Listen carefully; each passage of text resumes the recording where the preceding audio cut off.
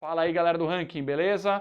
Bolsonaro com coronavírus, depois de vários meses, né, circulando aí sem máscara, dando a mão para Deus e o mundo, falando que era uma gripezinha, coçando o nariz, apertando na mão de todo mundo, o presidente finalmente agora pegou a doença.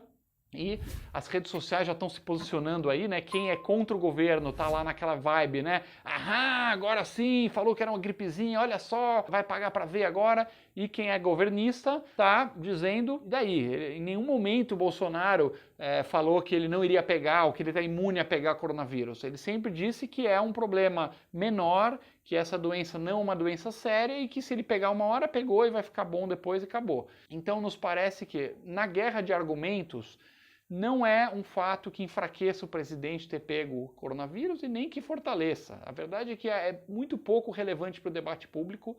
Tem já centenas de milhares de brasileiros com coronavírus e um cara que sai por aí sem proteção, uma hora ou outra vai pegar. É um péssimo exemplo para a sociedade? É um péssimo exemplo. Mas não é alguma coisa que o Bolsonaro caiu do cavalo ou que mine o argumento dele, porque ele nunca disse que não ia pegar, ele simplesmente disse que se pegar não ia ser grave.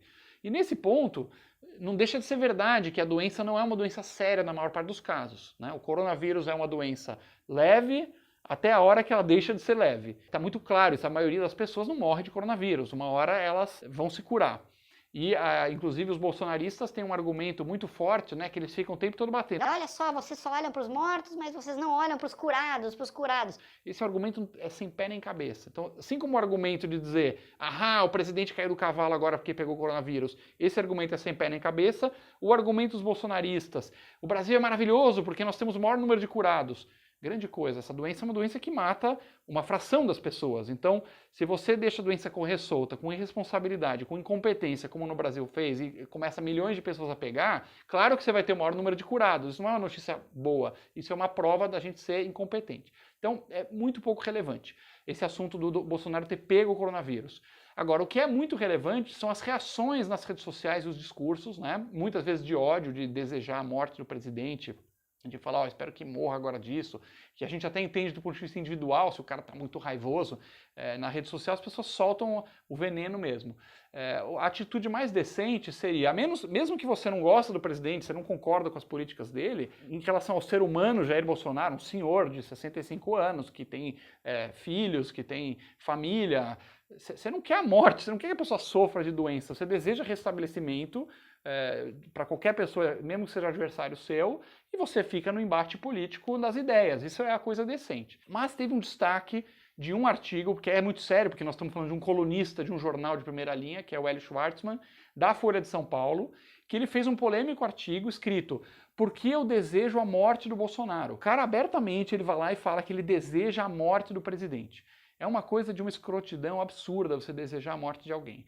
Agora, quando você vai ver o argumento dele, né, o porquê, por que ele deseja a morte do Bolsonaro, ele podia dizer duas coisas, uma, na nossa opinião, escrota e uma ultra hiper escrota. Qual seria a escrota? O cara podia chegar e abertamente falar assim, olha, quer saber? Eu sou a favor da pena de morte, eu acho que se a pessoa faz coisas erradas, ela merece morrer, e ela tem que pagar pelos seus crimes, então se o cara estuprou uma criança tem que morrer, se o cara é ladrão, incorrigível tem que morrer, e tal e tal. E o Bolsonaro, ele podia ter falado, não falou isso, o Hélio podia ter falado, e o Bolsonaro, na minha opinião, é um criminoso, ele é muito mau e ele merece morrer. Isso seria errado, na nossa opinião, mas mais íntegro, mais honesto do que o que ele fez. Ele falou uma coisa que a gente tem que aprender porque é um sinal de um tipo de pensamento totalitário muito, muito, muito complicado. Ele falou o seguinte, eu desejo que o Bolsonaro morra porque se ele morrer, sacrificar essa vida, vai vir coisas melhores, porque vai vir uma outra política e vai salvar mais vidas. Ele fez um peso assim, não, se morrer o Bolsonaro, muitas mais vidas vão se salvar, porque vai vir um outro cara no governo, que talvez vai ser mais duro com o coronavírus e tal. Então ele fez uma ética, uma moral coletivista de que tudo bem eu pegar e empurrar um cara no bueiro e matar o cara, se na minha visão, na minha visãozinha do bem, né, porque ele é do bem, ele é da turminha do bem, se na visão dele for para um bem maior, como ele mesmo diz, tudo bem matar o presidente. E essa é a ética moral coletivista que você vai encontrar por trás de todos os movimentos violentos ditatoriais do comunismo, do fascismo, do socialismo, do nazismo.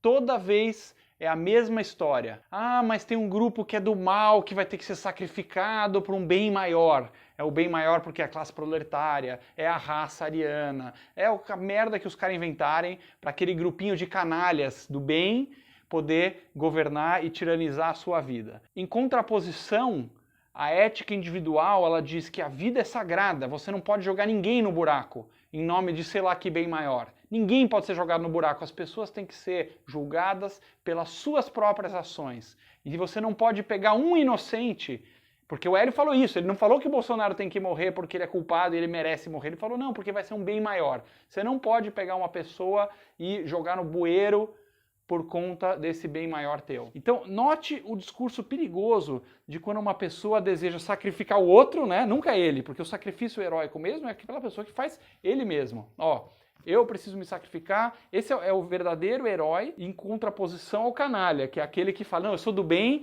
então eu vou te sacrificar, viu? Desculpa aí, mas você merece ser sacrificado. Ainda que seja o Bolsonaro, ainda que você odeie o presidente, ainda que ele tenha um monte de defeitos, e tem mesmo, uma lista de defeitos, assim. O ranking é muito, muito forte em pontuar os defeitos e todos os pontos em que o presidente não está apto para governar o nosso país, porém, verdade seja dita. O fato de ele pegar coronavírus não atrapalha em nada o discurso dele. 2, colunistas como esse Hélio foram canalhas, sujos e revelaram essa mentalidade torta coletivista de que tudo bem você sacrificar quem você acha que tem que se sacrificar lá, né? Ou porque é elite, ou porque são os gananciosos, ou porque o cara faz uma coisa errada em nome do grupinho do bem. Muito cuidado com esse discurso. Isso significa que esse cara tinha que ser processado, punido, preso? Não. A liberdade de expressão, ela está aí para isso, ela é válida e absoluta, especialmente quando a pessoa está falando dos poderosos. Se o cara estiver incitando a violência, não pode, mas ele não está incitando a violência, ele não está falando, vão lá e matem o presidente. Ele está falando, eu desejaria que o vírus matasse o presidente, é diferente.